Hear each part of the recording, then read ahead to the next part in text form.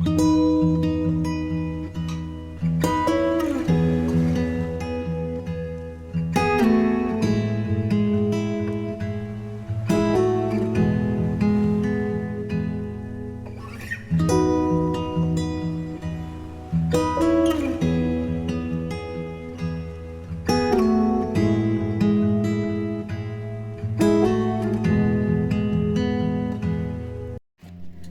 Friends, எல்லோரும் எப்படி இருக்கீங்க?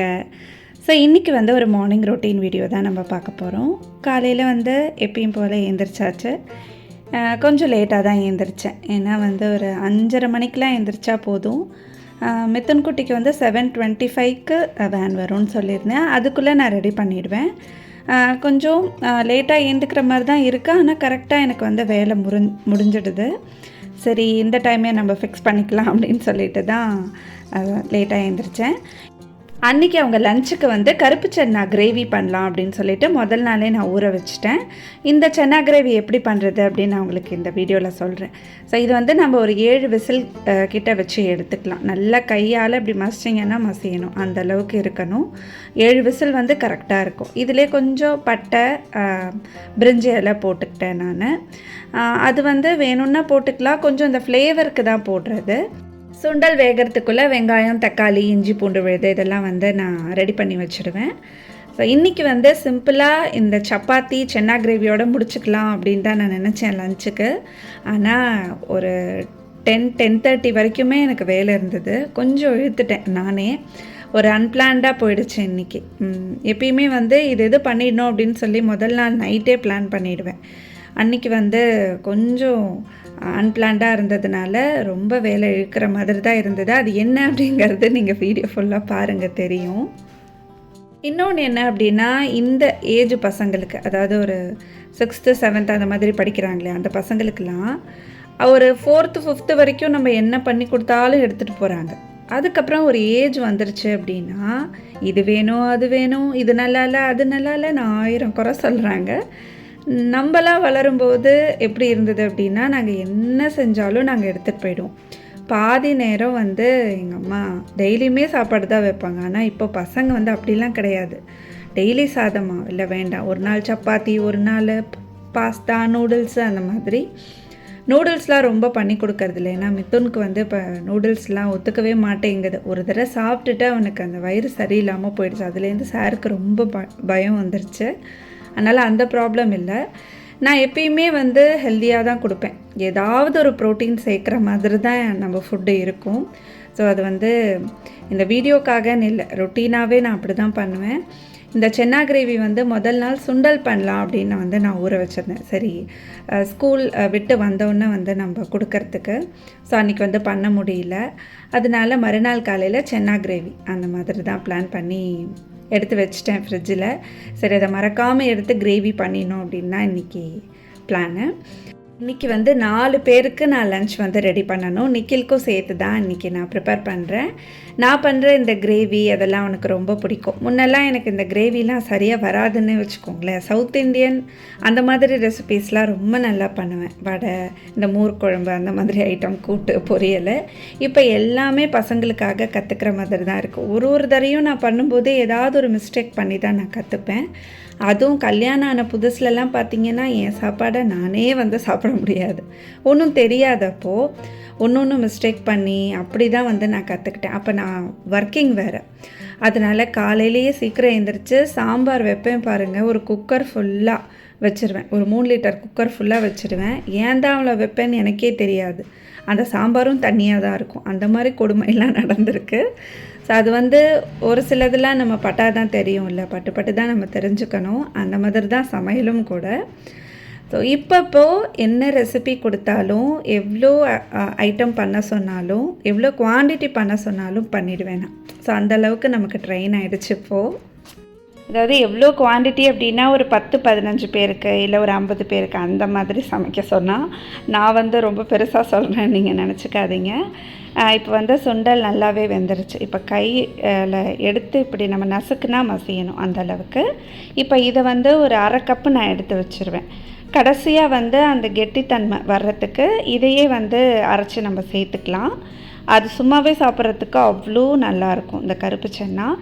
கருப்பு சன்னாவில் வந்து நம்ம ரைஸும் பண்ணலாம். கருப்பு சன்னா வச்சு நம்ம ஒரு ரைஸும் பண்ணலாம், 1 pot ரைஸ் மாதிரி. அது நான் உங்களுக்கு ஒரு நாள் பண்ணி காமிக்கிறேன், ரொம்ப சூப்பராக இருக்கும் அதுவும்.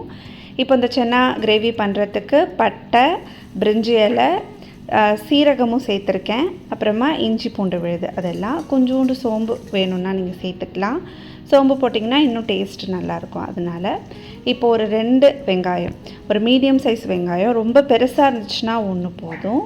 அந்த சென்னா வந்து பார்த்திங்கன்னா நான் ஒரு 1.5 கப்பு கிட்ட சென்னா ஊற போட்டிருந்தேன், அதுக்கு இந்த அளவு நான் சொல்கிறேன்.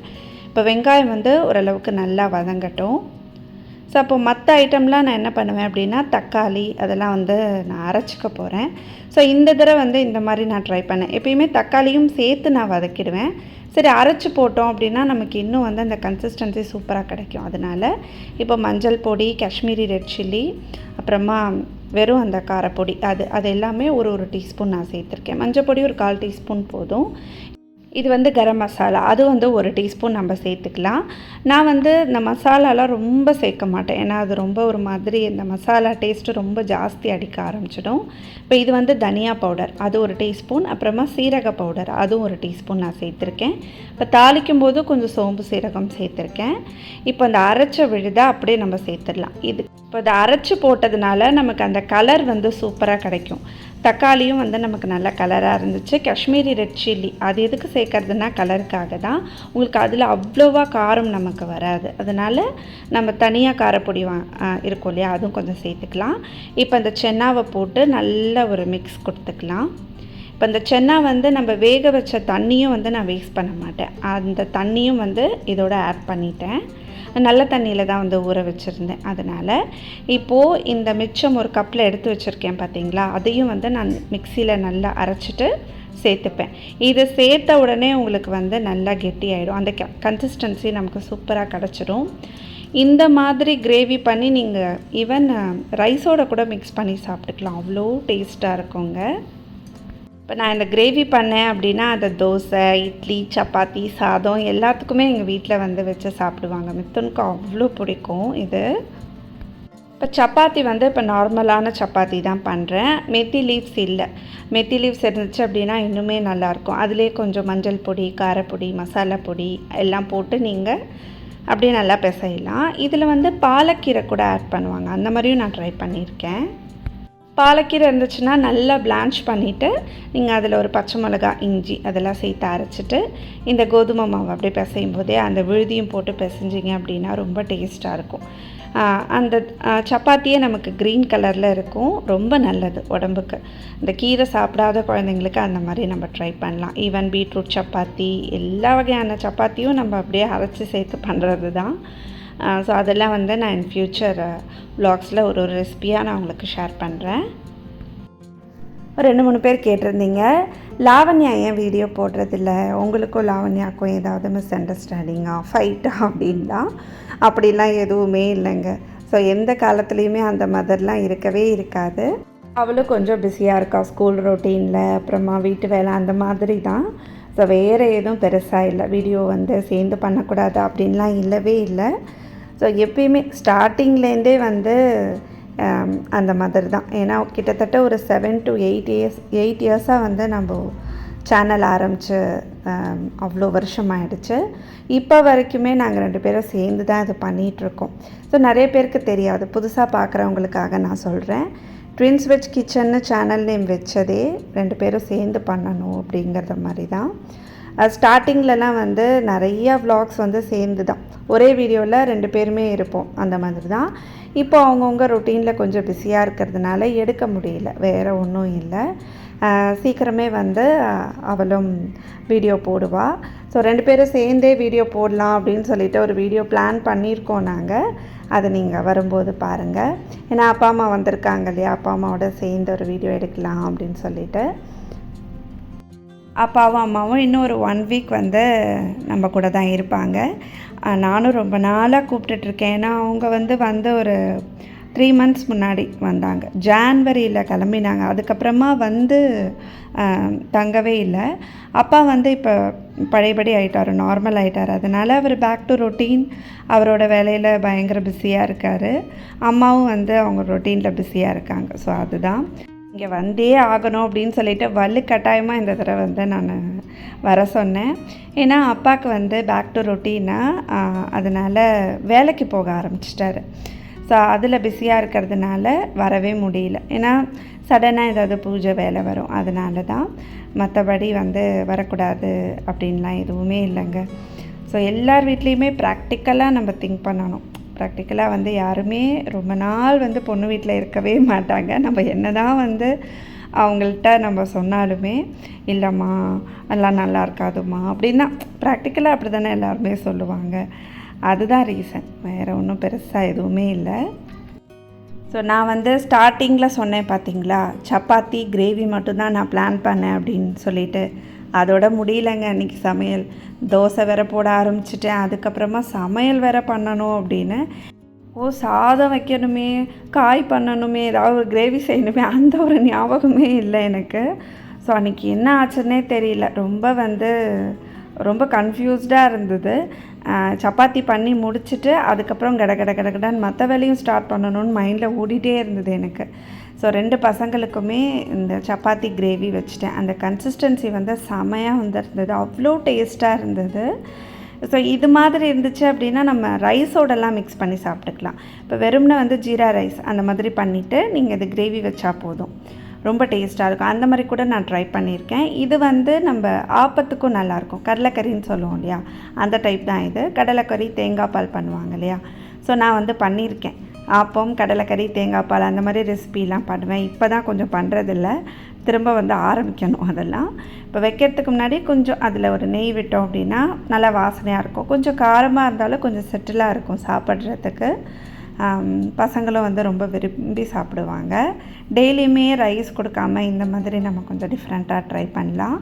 ஸோ இதிலே வந்து சப்பாத்திலே நம்ம அந்த குட்டி குட்டியாக அந்த பரோட்டா மாதிரி அது மாதிரிலாம் நம்ம ட்ரை பண்ணலாம். அதெல்லாம் வந்து நான் உங்களுக்கு செஞ்சு காமிக்கிறேன். அதெல்லாம் நான் பண்ணியிருக்கேன். வீடியோ வந்து பெருசாக நான் ஷேர் பண்ணதில்லை. அதெல்லாம் வந்து ஃபஸ்ட் டைம் ட்ரை பண்ணும்போது நான் வீடியோ எடுக்க மாட்டேன். ஏன்னா நமக்கே சரியாக வராமல் போயிடுச்சுன்னா அதை வீடியோ எடுத்து வேற போடணுமோ அப்படின்ட்டு ஒரு 2-3 தடவை நான் ட்ரை பண்ணிவிட்டு அது சரியாக வந்ததுக்கப்புறம் தான் நான் வீடியோ எடுப்பேன். ஸோ இப்போ இந்த பாட்டில் வந்து நான் புதுசாக வாங்கினேன். நான் அந்த விலாக் வந்து நான் உங்களுக்கு சீக்கிரம் ஷேர் பண்ணுறேன் என்னென்னலாம் வாங்கினேன் அப்படின்ட்டு. ஸோ இந்த வருஷம் ஒரு வருஷமும் ஏதாவது புதுசாக வந்து நம்ம வாங்கிட்டே தான் இருக்கணும். பேக் வந்து அவன் அவ்வளோவா மாற்ற மாட்டான். ஏன்னா அவனுக்கு என்ன அப்படின்னா அந்த பேக் வந்து ரொம்ப லக்கி அப்படின்னு அவன் நினைப்பான்.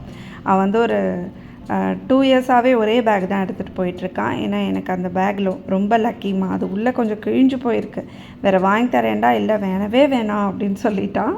அதனால் பாட்டிலாவது புதுசாக வாங்கிக்கூடானா அதை மட்டும் நான் வாங்கி கொடுத்தேன். ஸோ அம்மாவும் என் கூடவே எழுந்திரிச்சிட்டாங்க. எங்கள் அம்மா எப்பயுமே அப்படி தான், கொஞ்சம் நேரம் நீ போய் படுத்துக்கோம்மா நான் பார்த்துக்கிறேம்மான்னா இல்லை, என் கூடவே நிற்பாங்க. அது எல்லா அம்மாக்களுமே அப்படி தான். சாதம் வச்சுட்டேன், ரசமும் வச்சுருக்கேன். இது வந்து கூட்டுக்கு பருப்பு வந்து வேக வச்சிட்ருக்கேன். சௌச்சௌ கூட்டு, அதுக்கு வந்து சௌச்சௌ எல்லா காயும் நறுக்கி வச்சுட்டேன் பாருங்கள். ஸோ அன்றைக்கி இப்படி தான் வந்து போச்சு. 10-10:30 மணி வரைக்கும் வேலை பண்ணிகிட்டே இருந்தேன், காலையில் 5 மணிலேருந்து. ஏன்னா சப்பாத்தி, கிரேவி, தோசை, இது அப்புறமா இதுக்கு சைட் டிஷ் வேறு பொட்டேட்டோ ஃப்ரை வேறு பண்ணேன்.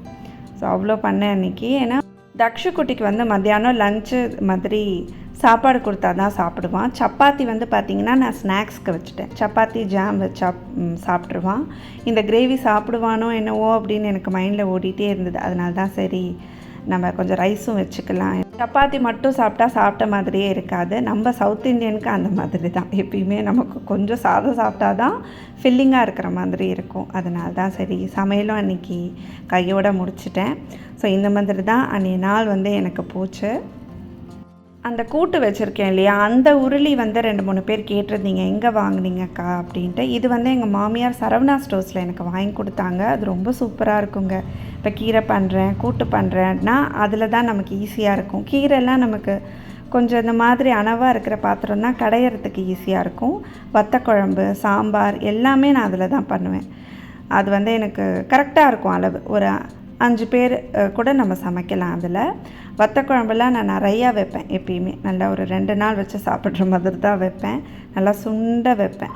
நான் உங்களுக்கு வத்த குழம்பு ஒரு நாள் வந்து அரைச்சி விட்டு பண்ணுறது அது வந்து நான் உங்களுக்கு ஷேர் பண்ணுறேன். குக்கிங் கம்ப்ளீட்டாக ஃபினிஷ் பண்ண வீடியோ என்னால் எடுக்க முடியல, ஏன்னா ரொம்ப வந்து வேலை ஜாஸ்தியாக இருந்தது அன்றைக்கி. இந்த வீடியோ உங்களுக்கு பிடிச்சிருந்தா எங்கள் சேனலில் லைக் பண்ணி சப்ஸ்கிரைப் பண்ணுங்கள். Thank you friends.